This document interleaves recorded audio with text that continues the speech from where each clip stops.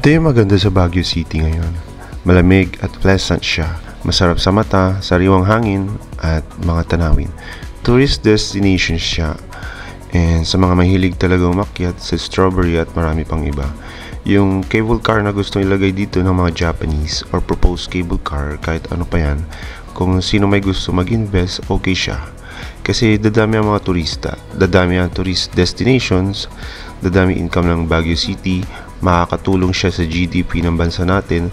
This will develop the place more kasi sa Baguio magsisimula ang lahat.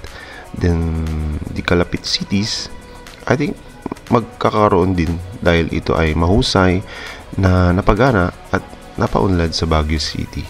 Dadami mag-inquire at magpapalagay sa mga lugar-lugar nila.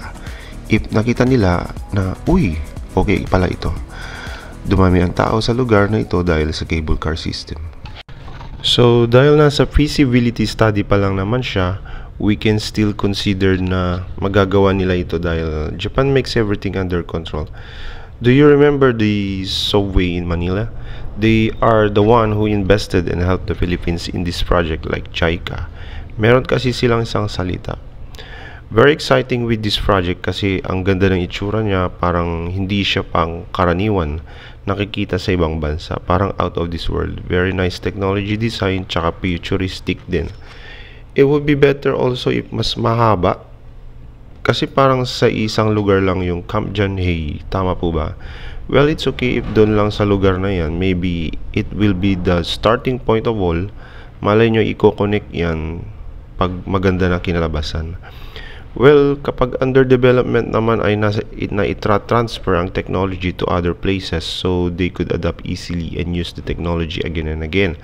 Also, the engineers will easily oversee everything is not good to a better one.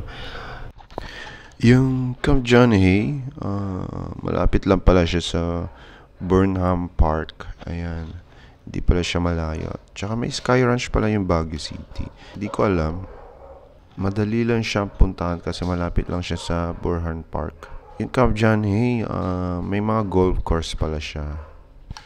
So, ayan po. Mabuhay ang Pilipinas. Maraming salamat po sa panonood. Sana'y nakatulong ang video na ito at nabuksan ang pag-iisip sa munting short videos natin. Anyway, marami pa tayong i-feature about cable cars sa Pilipinas. Sana'y huwag po kayong magsawa and salamat po.